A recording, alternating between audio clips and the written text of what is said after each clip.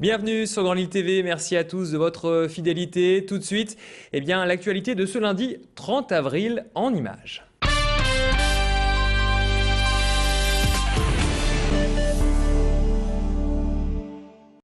Nous sommes en pleine vacances de Pâques, enfin pour tout le monde. Des élèves en première et en terminale profitent de cette période pour préparer d'arrache-pied les épreuves du baccalauréat. Certains ont décidé de mettre toutes les chances de leur côté en s'inscrivant à des stages intensifs de révision, comme ici dans cette agence lilloise. 200 jeunes se réunissent en petits groupes de travail avec un objectif, se rassurer. Pour l'instant, j'essaie de pas trop y penser, mais je pense que plus on se rapproche et plus on se dit il faut qu'on travaille, il faut pas qu'on se rate.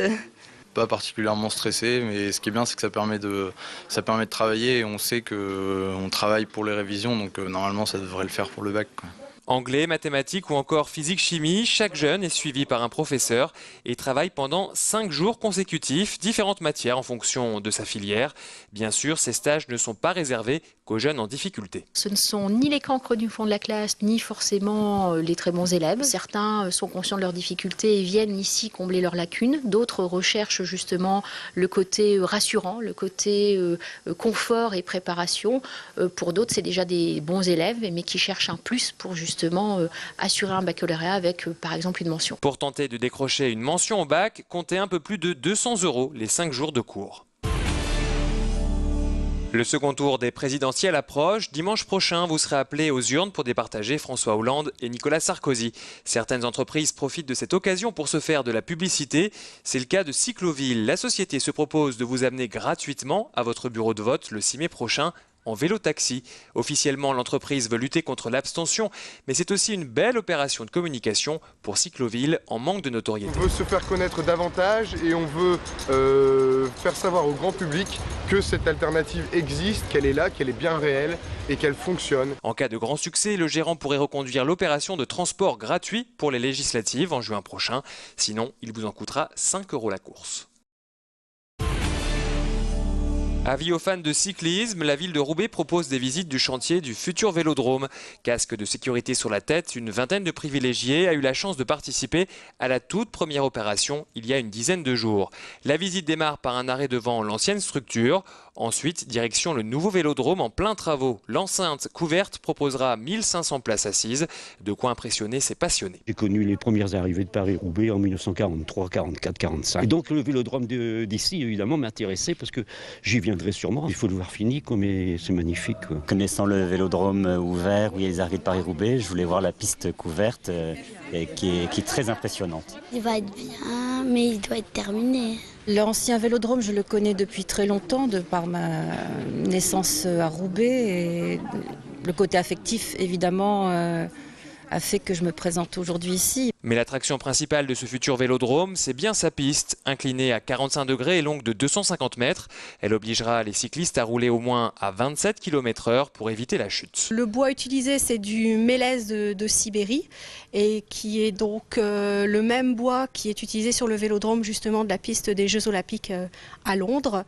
Et donc en effet sa taille, ses inclinaisons, tout ça sont des normes pour l'homologation pour les grandes compétitions. Total des investissements, 25 millions d'euros. Le vélodrome couvert devrait ouvrir ses portes au début de l'été, soit quelques jours avant le début des JO de Londres.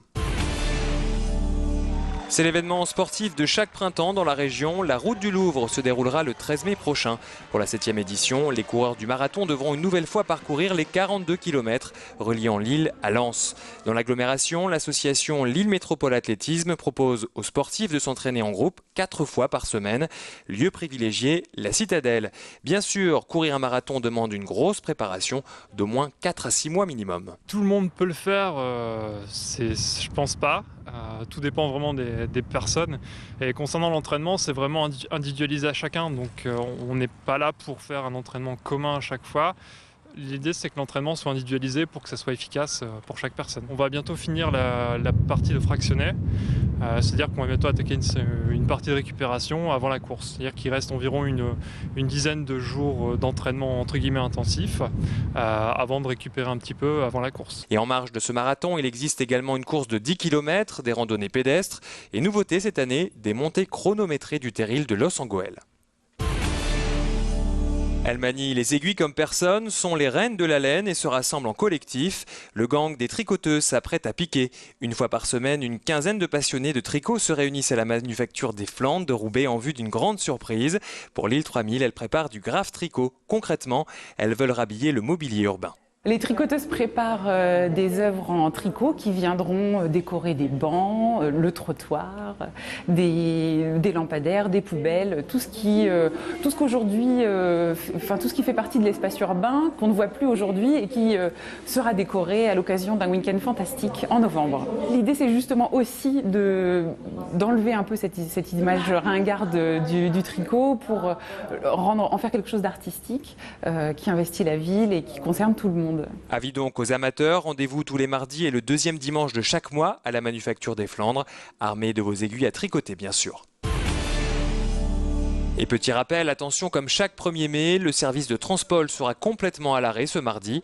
En ce jour de fête du travail, bus, métro et tramway resteront au dépôt toute la journée. Cette pause permettra aux agents de procéder à divers travaux de maintenance. Le service reprendra normalement mercredi matin. Voilà pour l'essentiel de l'actualité de ce lundi 30 avril. Tout de suite, restez avec nous, le point sur votre météo.